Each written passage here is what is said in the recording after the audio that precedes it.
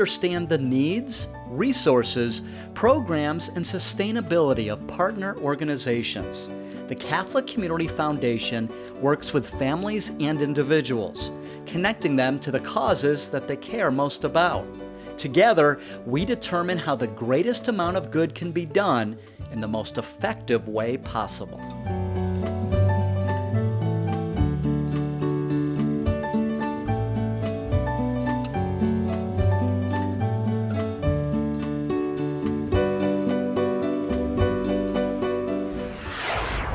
This is Anna Marie. I was calling about the job opportunity that you have available. Anna Marie Harris has come a long ways since her days on the streets. I knew that I wanted to do something to change things, but I really didn't know where to start. But I knew that in order for me to be able to make a difference or to make a change, I had to get a job or the situation wasn't going to change. Our mission is simple, but it's very direct and it's very impactful. We provide employment support to people that are searching for jobs. Each month, more than 1,300 homeless and low-income individuals use the resources at St. Joseph the Worker to find jobs. Last year, nearly 600 positions were filled by St. Joseph the Worker clients. At St. Joseph the Worker, you make an investment in the human person, in the human spirit. And our return on that investment is a client that comes out job ready and a productive member of society that's able to give back. St. Joseph the Worker is ready to expand its services to parishes, prisons, and other remote locations. And the way I look at it, I may not be exactly where I want to be yet, but I'm not where I used to be. And thanks in part to St. Joseph the Worker and God.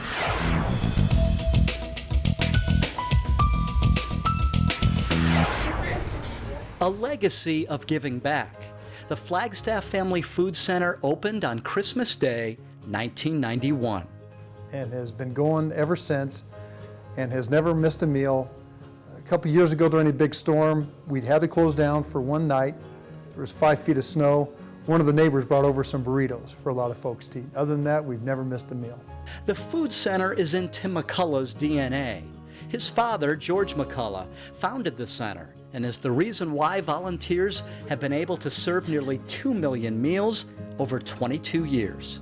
The key elements involved in keeping the center running are obviously money and the volunteers and the staff. And we got a phenomenal staff. That staff will need to stay focused. Demand on the center is up 20% from last year. I'd probably go hungry if there wasn't this place. So yeah, that's the most important thing. They feed the people around Flagstaff. And with that service comes a sense of pride and deep satisfaction. A feeling McCullough says you must experience for yourself. And to be able to see how grateful the people are that are on the receiving end of this, and also to see how grateful the volunteers are for being able to be part of this. It's a moving thing, and I personally can't explain it. I've got to see it, and you got to feel it.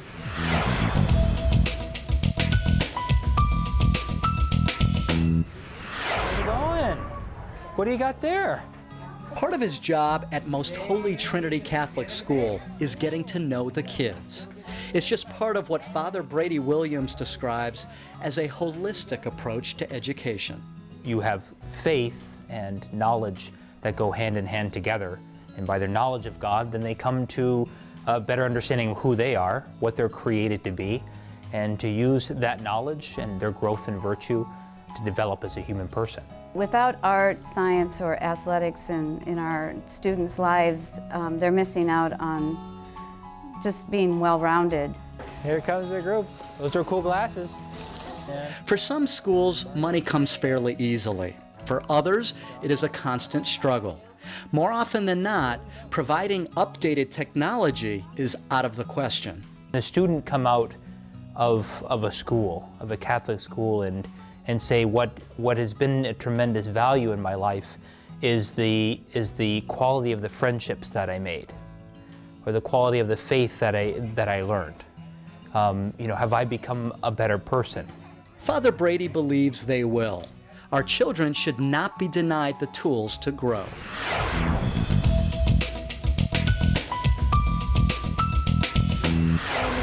Mother of God, pray for us sinners, now and at the hour of our death. Amen. We choose the way that God calls us to be known. Give us this day our daily bread, and forgive us our trespasses. They are from Argentina, Brazil, and Mexico. The Sisters of the Servant of the Lord and the Virgin of Matara, they humbly serve St. Anthony Parish in downtown Phoenix. Mother Maria Bendita found her calling when she was just 13. I want to be a nun, but my parents, they didn't want to. I was really young, and they said, okay, you have to wait a few years more. She had to wait until she was 20. So this is the kitchen, the community kitchen. Sister Adolescent is cooking right now. Mother Bendita took us on a tour. We don't have a good light here, so we need to fix the light here, and also there isn't a good like electricity connections, so we need to fix that also. This is actually our convent, right? We live here and we try to make some space downstairs, so we only can have rooms here, right? Now we don't have room for each sister, so we have to share the rooms. So we would like to have that space cloister, so we can be a little bit more comfortable here. Subpar electricity and a lack of privacy. The convent could use an extreme makeover, but these servants of God don't ask for much. Their mission is simple and clear. Holy Mary, Mother of God, help others to find Jesus. Now and at the hour.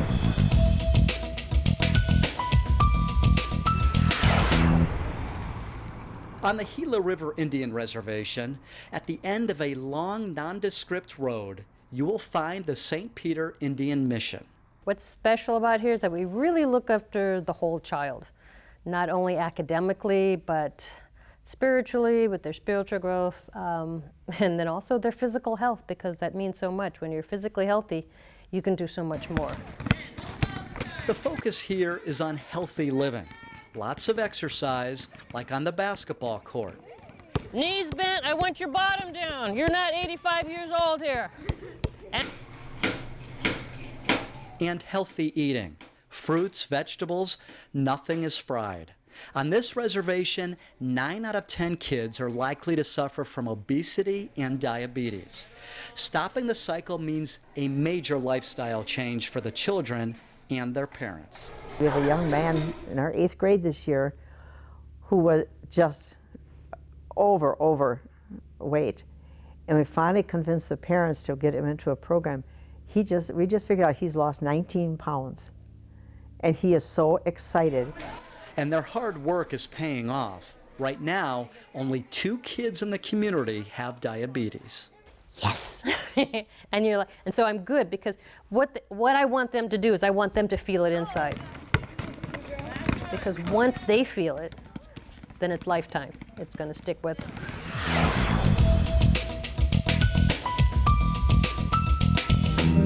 Karina Zamora and Ivan Hernandez Cruz may look like typical middle school students, but these academic high achievers are part of a special program called Boys Hope, Girls Hope. So we find children and we help them in 2 ways. We provide a stable home foundation and a great educational foundation and all the support services they need so they're successful. Boys Hope, Girls Hope is not a school, but rather a support system to provide high-quality education for those with financial limitations. I really enjoy how everything is structured here, from making your bed in the morning to assigned times for dinners to the support that you can receive at any time from a house parent. Completely switched my life over. I really don't think I would have been exposed to anything like this.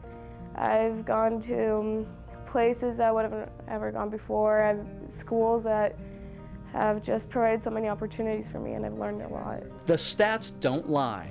Without Boys Hope, Girls Hope, kids like Ivan and Karina have a 40% chance of attending college. With the program, they not only go to college, but have a 94% retention rate. I would say there's not a better investment you can make in quality education in children who are really capable and motivated.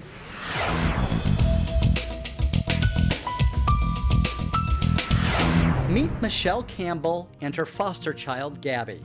They have spent the past 6 years together. We love each other. Yeah, it's so different from the day she came in, you know, and she has been an inspiration to all the other children that have come into our home. It is a lengthy process, and I always tell families that this isn't something to be taken lightly. This is a huge commitment. You're taking children that are not yours into your home for an undetermined length of time. Right now, there are 14,000 kids in foster care statewide. There are more foster children coming into care than there are foster families. So there's a huge need for foster families to take on the needs of the state and the children that come into care. The best recruitment tool to attract new foster families? Word of mouth. Recognizing the hard work of people like the Campbells can bring aboard new adoptive families. Michelle has fostered more than 40 children. Gabby, along with her brother and 3 other children, has been permanently adopted by Michelle and her husband. So what fuels her motivation? I guess it's hope. The hope that every child that we have in our home, that we're somehow able to impact their lives.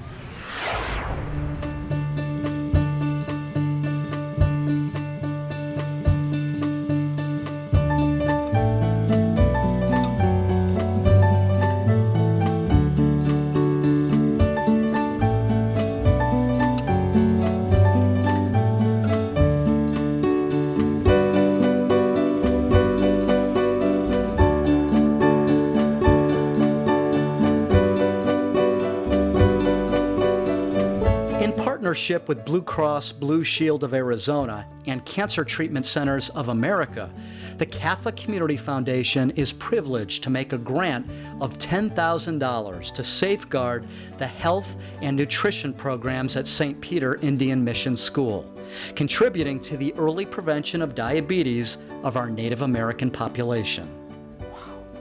We can easily use it. Wow, cool. That's awesome. In partnership with Sheila and Mike Geddes, the Catholic Community Foundation is pleased to make a grant of $12,500 to enhance the programs of Boys Hope, Girls Hope, empowering our children to realize their greatest potential. I am so grateful. This will make such a difference. To impact more scholars in our community-based program is phenomenal. It will not only make a difference for that scholar and their journey to college education, it'll impact their family and it'll impact the community as well. In partnership with Mike Mongini and his family, the Catholic Community Foundation is honored to make a grant of $12,500 to help with the expansion of food services in Flagstaff, Arizona.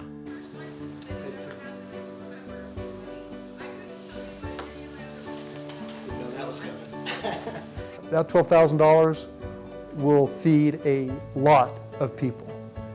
In partnership with Pat and Guy LaBelle, the Catholic Community Foundation is pleased to make a grant of $15,000 for the purchase of a vehicle to expand outreach services of St. Joseph the Worker, helping individuals out of homelessness and into the workforce. That's so awesome. That's so great to hear. You know, it's going to really help us increase our impact in the community. In partnership with Angela and Doug Ducey, the Catholic Community Foundation is pleased to make a multi-year grant totaling $20,000 to help recruit new foster families through special appreciation events. These will take place on National Adoption Day over the next 2 years. Are you kidding? Oh my God. That will go so far in our program. Oh my God, that's awesome. Very excited. I can't wait to tell everyone.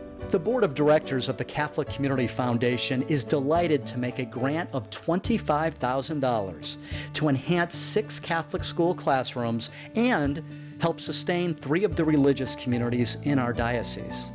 Well, I could have cried.